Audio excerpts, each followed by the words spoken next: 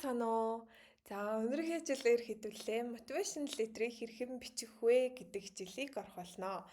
За одоо болохоор нэлээд олон сургуулиуд болон янз бүрийн тэтгэлгүүдийн хугацаанд нээгдсэн байна. Тэгээ энэ үетэй холбоотойгоор та бүхэндээ мотивашн летрийг хэрхэн амжилттай бичих талаар өөрийнхөө зөвлөгөөг хүргэж байна. За мотивашн летрийг бичгээсээ өмнө өөрийнхөө тухай баг зэрэг бодвол айгүй зүгээр байдаг. Жишээлх юм бол би яагаад энэ программыг хүсээд байгаа юм? За би юу хийж чаддгийг, миний давуу тал юу юм буюу өөрийнхөө давуу тал дээр илүү төвлөрнө гэсэн үг шүү.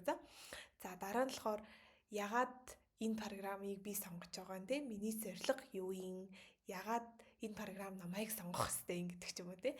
Эдгээр зүйлүүдийн талаар жоохон эргцүүлж бодоод мотивашн летрээ эхлэнэ гэсэн үг шүү. За тэгээд хамгийн их анхаарах ёстой зүйлүүдийн нэг нь юу вэ гэхээр artificial intelligence буюу AI-г айгу бага хэрэглэмээр байна. Тэгээд үүнийг болохоор зүгээр санаа авах дээр ашиглана. Тэрнээс биш бол шууд ингээд мотивашн летрээ бичүүлж болохгүй. Яагаад тэгэхээр одоо бол ихэнх сургуулиуд AI-с шалгадаг тийм програмуудтай болсон байгаа учраас энэ дээр жоохон анхаарлаа хандуулж бас бичээрэй. За тэгээд мотивашн летрээ бичихтэй бас айгуу тийм эмх зэгцтэй уншигдхуйц байдлаараас илэрхийлж болно тий. За тэгээд дүрмийн алдаагаа бас хянах хэрэгтэй. Тэг өөрийнхөө яг сурмаар байгаа тэр чиглэл дээр бас илүү их төвлөрөөрэй. За тэгээд өөрийнхөө энэ санааг болохоор уран зохиолын ямар нэгэн байдалтай үгнүүдийг ингээд маш их ашиглахгүй байх хэрэгтэй. Жишээлх юм бол гадаа ингээд навчис ингэж шаржигнан унаад ингэсэн тэгээд тэгсэн чинь биний сэтгэл хөдлөөд ингээд гэдэг ч юм уу те. Иймэрхүү нэг уран зохиолын өнгө баястай зүйлсийг ер нь бол баг бичих хэрэгтэй.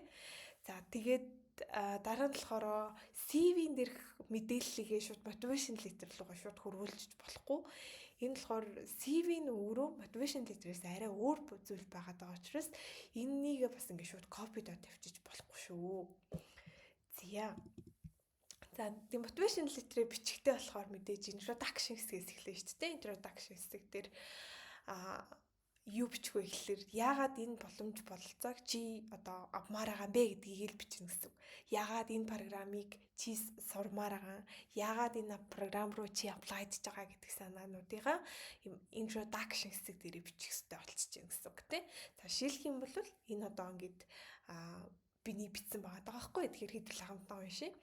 I'm writing to you applying for a PhD in education because I want to deepen my understanding of how education shapes people's opportunities and lives. За, иймэрхүү байдлаараас эхэлж болно гэсэн үг тий. За, би PhD буюу докторийн боловсролын доктороор сурахыг хүсэж байна. Яагаад гэхэлэр яаж боловсрол хүмүүсийн боломж бололцоо амьдралыг ингэж өөрчилдөг талаарх ойлголтыг би илүү их гүнзгий сур мэдмээр байна гэсэн утгатай өгүүлбэр байна гэсэн үг байна. За үүнд болохоор ямар нэгэн байдлаар I am interested in this is very cool idea гэдэг ч юм уу тийм. Иймэрхүү санаануудыг ерөөсөө бичиж болохгүй шүү. За нэг ярианы хэллэгтэй орцдог учраас аль болох мотивашн летрийн формал байдлаараас бичээрэй. За мотивашн летрээ эхлэхдээ болон ер нь ямар чиглэлийн дагуу юу бичих вэ гэдэг бол бас бичгээд жоохон анх бичиж байгаа үед жоохон төвөгтэй байгаад байдаг байхгүй. Тэгэхээр та бүхэндээ энэ STAR гэдэг техникийг санал болгож байна. За STAR гэдэг нь болохоор situation, task, action, result гэсэн юм тий. За энэхүү чиглэлийн дагуу ерөнхийд нь бас ингэ биччихвэл айгүй зүгээр гэсэн үг тий. За situation гэхээр describe a situation when it took place, what's involved гэж байна тий. Иймэрхүү байдалтай зүйлүүдийг бас бичиж болж байна гэсэн үг тий.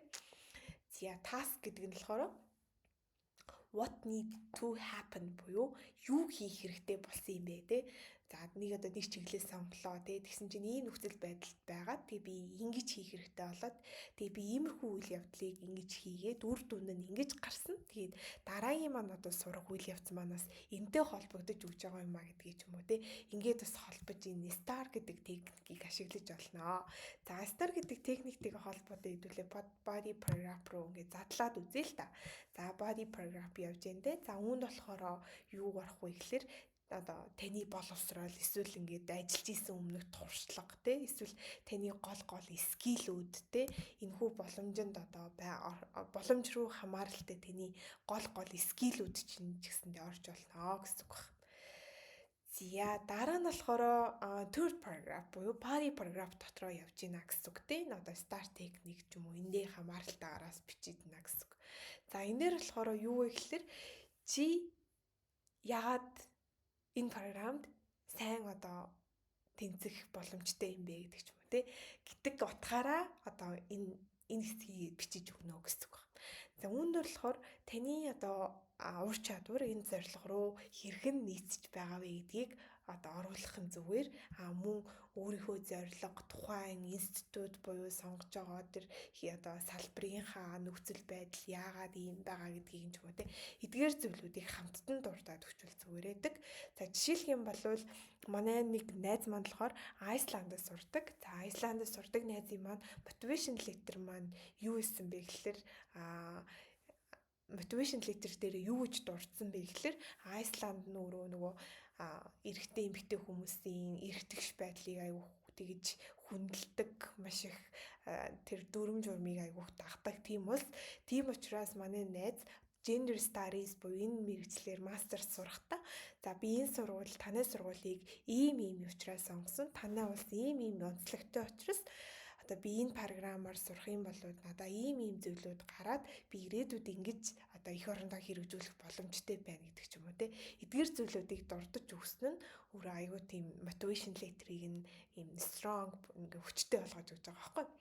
За дараагийнх нь болохоор хин нэг магадгүй одоо нийгмийн халамжийн байдлаар те нийгмийн халамжийн системийн байдлаар гадаадд сурахыг хүсэж байгаа юм бол те жишээлх юм бол Шведийг сонгоцсон байлаа гэж бодоход таны одоо ийм дүрм журм нь ингэж хэрэгжээд нийгмийн халамж нь ийм хүчтэй байдаг учраас би бас энэхүү одоо мэдлэг боломжийг бас сурмаар байна. Таны энэ институт чинь ийм зүйлээрээ онцлог practical theoretical байдлаараа ийм онцлогоороо айгүй их онцлогтой байгаа учраас би бас миний одоо сурах гэж байгаа чиглэл болоод зорилготой маань ингэж нийцэж байна гэдгийг нь одоо энэ хэсэг дээрээ дурдж өгөл айгүй сайн байгаа. Тэгэхээр иймэрхүү ер нь бол нэг юм specific idea буюу гол юм одоо санаануудыг бас олчвал айгүй зүгээр байгаа. За дараа нь болохоор fourth paragraph дээр явж байна те. За энэ дээр болохоор таны ирээдүйн зорилго те. Та ирээдүйд төгсчөөд тухайн мэргэжлэр юу хийх вэ гэдэг санаагаа дурдвал их зүгээр гэсэн үг. За энэ нь болохоор таны нэг урт хугацааны зорилготой холбогдож өгөхтэй. Таны одоо сурж байгаа зүйл чинь таны урт хугацааны зорилготой чинь яаж холбогдож өгөөд байгаа юм бэ гэдгийг бас энэ дээрээ дурдж өгч болж ийн гэсэн үг шүү за. За дараа нь болохоор conclusion хэсэг байна те. За conclusion хэсэг дээр болохоор мэдээж одоо аягүй сайхан тийм формал байдлаар төгсөх хэвээр. За үнэхээр их одоо энэ хүү програм руу энэ хүү чиглэлээр би ингээд өр хөдлөө гаргаж байгаадаа чин сэтгэлээсээ баяртай байна. Тэгээ надаа ийм боломжийг би авчирна гэдэгт бол итгэлтэй байна гэдэг ч юм уу те. Иймэрхүү байдлаараас motivation letter-ээ дуусгах бодол айгүй зүгээр байдаг аа шүү. За үүнд болохоор ямар нэгэн байдлаар ингээм ярианы үг хэллэг бас ашиглагаас зайлсхийх хэрэгтэй. За тэгээд та бүхэн motivation letter-ээ амжилттай сайн бичээрэй. Хэрвээ ямар нэгэн одоо тусламж хэрэгтэй болох юм бол Instagram болон Facebook болон имэйлээр надтай холбогдоорой гэж хүсэж байна. Тэгээ бүгдээрэнд нь амжилт хүсье. Бүгдээрээ хүссэн сургуультаа apply бас хийж амжаарай гэж хүсье. За баяртай.